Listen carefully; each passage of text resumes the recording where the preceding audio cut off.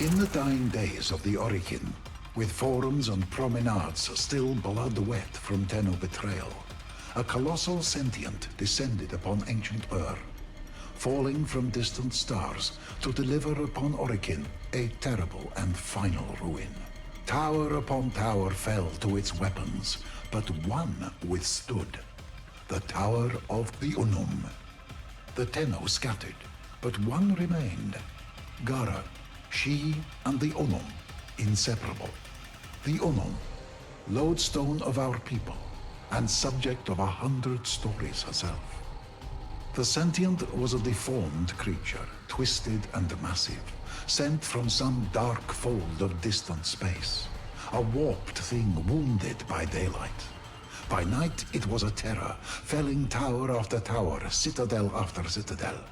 But by day it hid, blinded and pained.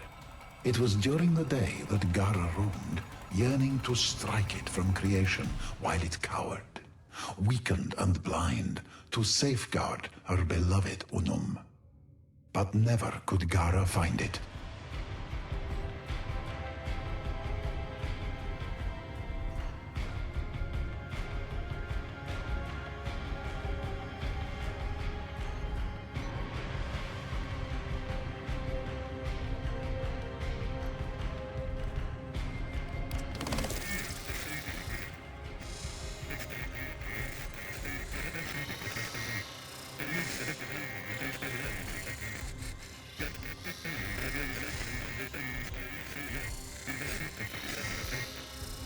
By night, the sentient was abroad, its titanic mass casting a terrible shadow across the land, the mass of it railing against the walls of the tower, yet kept at bay by the exertion of the Unum's colossal will and the sacrifice of her faithful.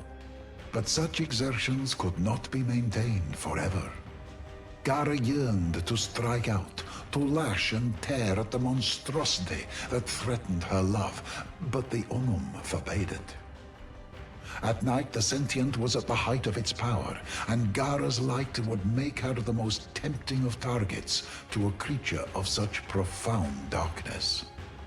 Gara's death would be certain. No, a different strategy was required.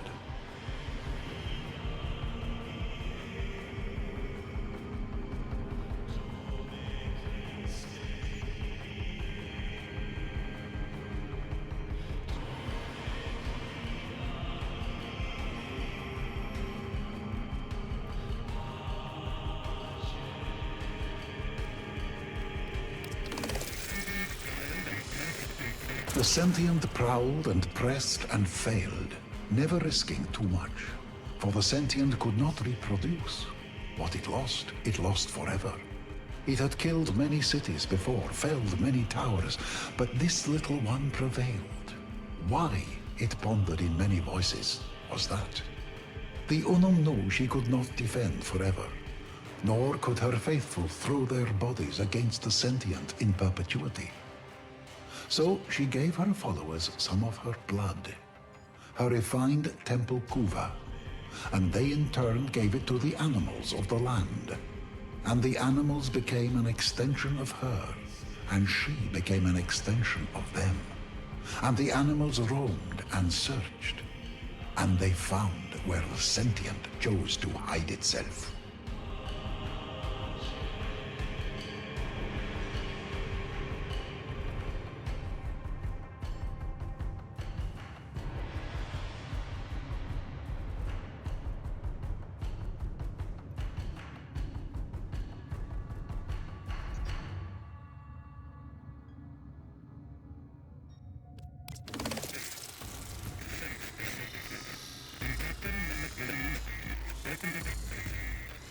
The sentient sensed this subterfuge, and capturing one of the Unum's animals, opened it up for examination.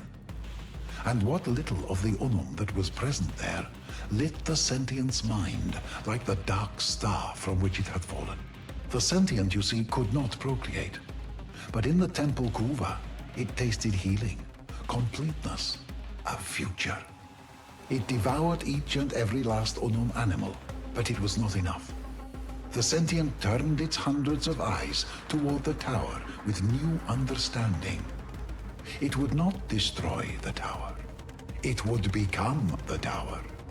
It would kill the Unum, take her place, and one with that healing palace give birth to a race of itself. Gara and Unum knew where the sentient was. The sentient knew the tower was the future of its race. The sentient threw itself at the tower, no longer cautious, taking great losses and knowing the prize was worthy of it. Should it succeed, all losses would be replaced 1,000-fold. This is when, across the plains, the great pylons ignited for the first time. Sheets of energy sprung up between them, powered by the will of the Unum at their epicenter, trapping the monstrosity within. Loyal Gara, unwilling to heed inaction any longer, broke from the side of the Unum and flew out at night, her eyes on the sentient mind.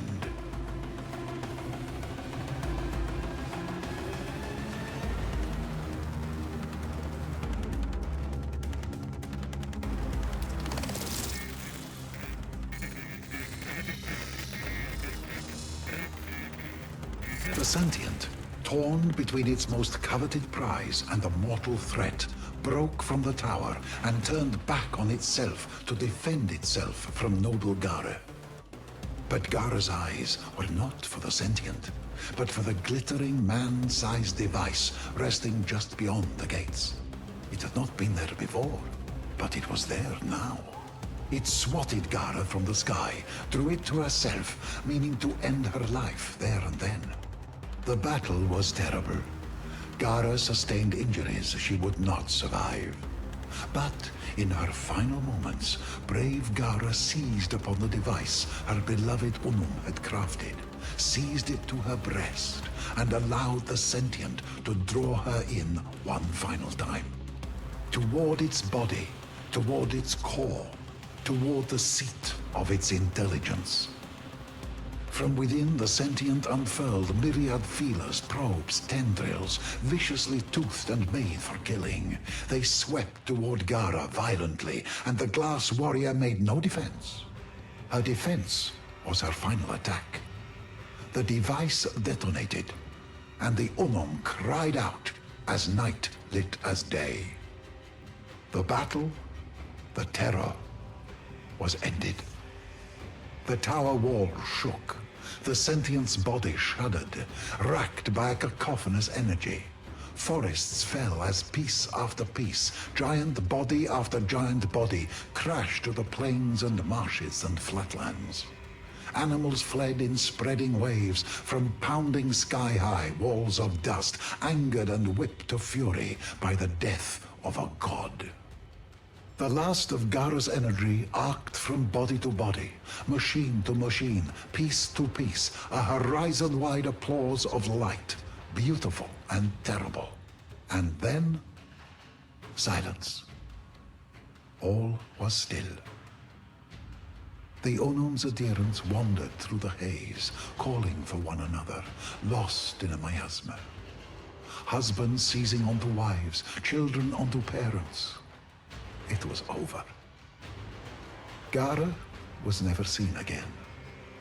The sentients then became as they are now, senseless, wandering, yearning for a unity they sense more than they remember. And the Unum? The Unum survived, alone, for centuries. Until today, when you stand here, reading this. This is Onko, Sita's archivist, with my translation of the Gara legend.